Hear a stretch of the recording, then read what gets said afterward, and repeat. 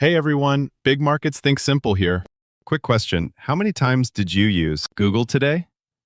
Checked the weather first thing this morning? Watched YouTube on your commute? Searched for lunch spots? Back to YouTube in the evening? You've probably used it 20 times already, right? And here's the crazy part. It's all free. Search is free, YouTube is free, Maps is free. While ChatGPT charges $20 a month, Google gives you AI summaries for nothing. There's no such thing as a free lunch, right? So something doesn't add up here. Here's what's even crazier. In 2024, Google pulled in around $350 billion. To put that in perspective, that's roughly the same as California's entire annual budget, a state with 40 million people. Wait, hold on. They give everything away for free, but make $350 billion? Is this magic?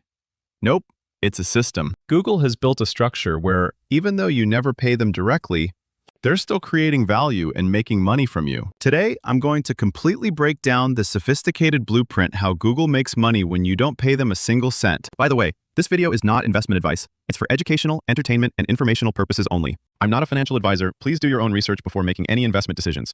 Any investment decisions are your own responsibility. Ready? Let's dive in.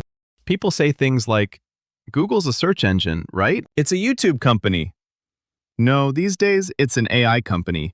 They're all kind of correct, but they're missing the essence. Here's what Google really is in one sentence. A company that analyzes people's behavior and interests to connect the right information in ads. What does that mean? Say you search running shoe recommendations in the morning. To Google, this isn't just words. It's a powerful buying signal. I'm ready to buy shoes right now. In that split second, Google's AI analyzes thousands of variables. How old is this person? What do they usually search for? What do they watch on YouTube? Where are they right now? What's their budget? Then it connects you with advertisers, selling shoes in the most precise way possible. Male, 30s, lives in New York, recently watched a lot of marathon videos, budget around $150, very high probability of buying running shoes right now. Show an ad to someone like this? The click rate is extremely high, so advertisers pay more. This is Google's most basic business model. Before we get into the details, let's look at Google's actual structure. To manage this massive system, Google created a holding company called Alphabet. Think of it as the overall supervisor. It's divided into three main chunks. First, Google Services. This is where the stuff we know lives. Search, YouTube, Android, Chrome, Gmail, Maps, ads. And it makes the most money. Second, Google Cloud. This is the business of renting out computing power to companies, and it's growing the fastest right now. Finally, other bets. Self-driving cars, Waymo, life extension research, Calico. These future projects are losing money now, but are investments in tomorrow. The important thing is that right now, in 2026, all these business units are being unified under one massive AI engine called Gemini. It used to be YouTube separate, search separate, but now Gemini is tying all the data together, creating a structural monopoly. Let's look at how much money each division brings in. Taking Google's most recent quarter, Q3 2025, let's break down $100 in revenue. Search ads, $55.30. YouTube ads, $10. Network ads other websites, $7.20. Subscriptions, apps, devices, $12.60. Cloud, $14.80. Other bets, 30 cents. Search ads are overwhelmingly dominant, and out of that $100, about $34 is operating profit. Breaking down that operating profit by segment. Search ads, $26.50. YouTube ads, $3.20. Network ads, $2.90. Subscriptions, apps, devices, $4.40. Cloud, $3.50. Other bets, negative $1.40. See that? The money pipeline that makes all of Google's innovation and future investments possible ultimately comes from your search bar. That's why Google can never give up on search. If search collapses, YouTube collapses, Cloud collapses, everything shakes. Now let's dive into Google's core businesses one by one. Let's start with the most important one, Google Search. Google Search accounts for over 90% of all searches worldwide. That means 9 out of 10 people search on Google. Think about it from an advertiser's perspective. If over 90 out of 100 customers are on Google, where are you going to advertise? Obviously Google. So for years, the formula was simple. More searches, more clicks, more ad spending, more revenue. Then, in late 2022, ChatGPT showed up, and the search market started changing. Why? Because ChatGPT doesn't show you 10 blue links and say, click around. It just gives you the answer. Type, recommend running shoes, and it tells you why Nike Pegasus is great and how much it costs right now. Once people experience that, they might never come back to Google. So what card did Google play? Starting in 2024, Google started showing AI overview at the top of search results. Search running shoe recommendations, and AI answers you directly. Nike Pegasus is good. Check the price here. No need to click links. The answer ends right there in Google. But here's the irony. Google is reducing its own clicks. So what happened? Google's search revenue actually increased 10 to 15% quarter over quarter. How is that possible? 3 strategic shifts. First, they raised ad prices. With fewer clicks, they increased the price of remaining clicks. As competition intensified, CPC cost per click went up. They created click scarcity. Second, they added impression-based ads. Search used to only charge when you clicked ads. Now they get paid just for showing ads next to AI summaries. Third, they embedded ads inside AI answers. When AI says Nike running shoes are great, a Nike ad appears right below it. The moment users see the answer, they can be directed to purchase. Google completely transformed from a click economy to a click impression AI economy. Even with the risk of sacrificing some click revenue, they made the strategic choice to turn search into AI, so users wouldn't leave. This strategic choice had side effects. Other websites saw their traffic drop. AI overview shows answers directly, so people stopped visiting other sites. Of course, this isn't just Google. It's also ChatGPT, Perplexity, and other generative AI. But the reality is, websites are struggling. The Reuters Institute and Chartbeat analyzed over 2,500 global websites and found that traffic dropped 33% between late 2024 and late 2025. And this was a painful choice for Google itself. Revenue from another Google business, Google Network, decreased. What's Google Network? Google ads that appear on other websites, banner ads on blogs, news site ads, ads in free games, all Google Network. But if people stop visiting other sites, they don't see these ads either. Google knows about this side effect. They're signing AI content licensing deals with major publishers and making sources clearer next to AI answers to promote coexistence. Ultimately, Google is moving forward in an unavoidable ecosystem change by creating new rules. But then an unexpected competitor emerged, Amazon. When you want to buy something, do you search on Google? Or do you just open a shopping app? American consumers are increasingly opening the Amazon app directly when shopping. Why? Because Google just gives you information, but Amazon lets you instantly check inventory, prices, and shipping, and buy immediately. Starting in 2023, Amazon quietly began pulling out of Google's ecosystem. Amazon products disappeared from Google Shopping. They blocked Google AI from scraping Amazon product info, and they built their own AI shopping assistant called Rufus. Amazon's calculation: instead of relying on outside traffic like Google, let's use our data ourselves and make money from our own ads. And Amazon's ad revenue has been growing steadily since. Google responded. In January 2026, Google partnered with retail giants like Walmart, Shopify, and Wayfair to launch a massive shopping network. Now ask Google's AI Gemini, recommend a camping chair, and AI checks Walmart's inventory in real time and compares lowest prices. You can even watch a YouTube video and complete checkout with one click. To scale the massive wall that is Amazon, Google pulled all the world's retailers onto its side. Google's strategy is clear. They realize staying as just an information search engine means disappearing.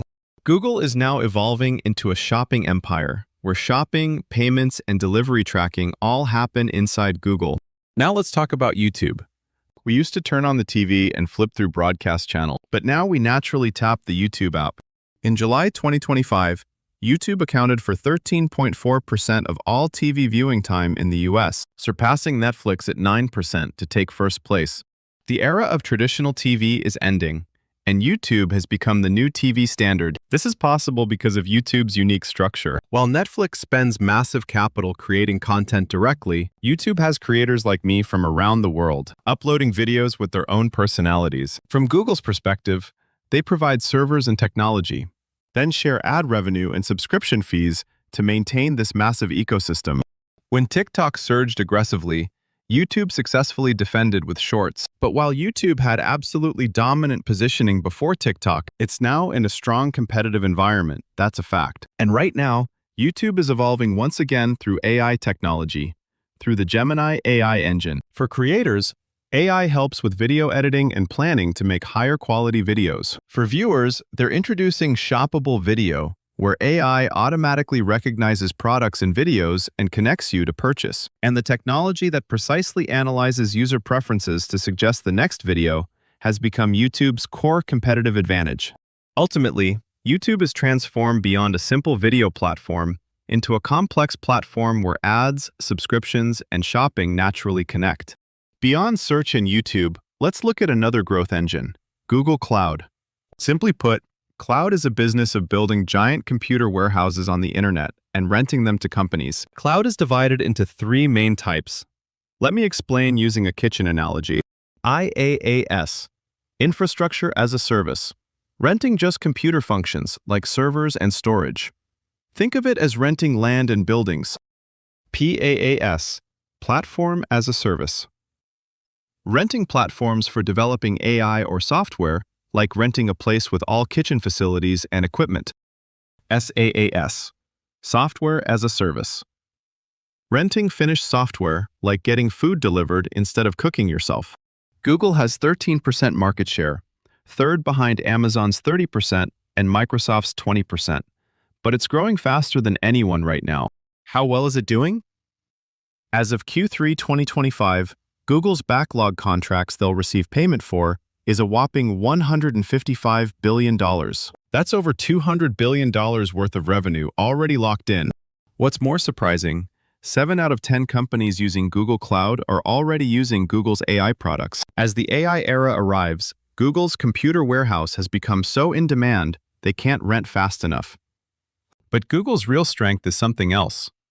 They designed the brain of AI semiconductors themselves. Their latest AI chip, Ironwood TPU v7, is the star. While others break their backs buying expensive NVIDIA chips, Google uses its own chips to save over 40% on costs. This is where the magic happens. Operating profit growing over twice as fast as revenue. Of course, there are challenges. No matter how well they design, they still have to outsource semiconductor production to TSMC or Samsung. And they depend on Samsung, SK Hynix, and Micron for essential HBM memory.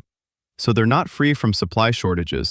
Costs to retain talented AI experts keep rising. And most importantly, they're still third place with the massive walls of Amazon and Microsoft ahead. Still, experts unanimously say, over the next 2 to 3 years, Google's real growth won't come from the search bar, but from this giant warehouse. If ads are Google's today, cloud is Google's tomorrow.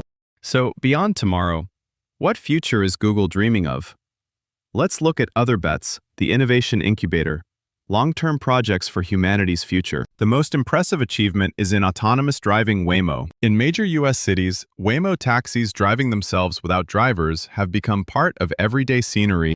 As of 2026, they're recording over 250,000 rides weekly, completely transforming the paradigm of transportation. In the sky, drone delivery service Wing follows. Partnering with Walmart, they're delivering innovative logistics experiences, delivery within 30 minutes to tens of millions of people.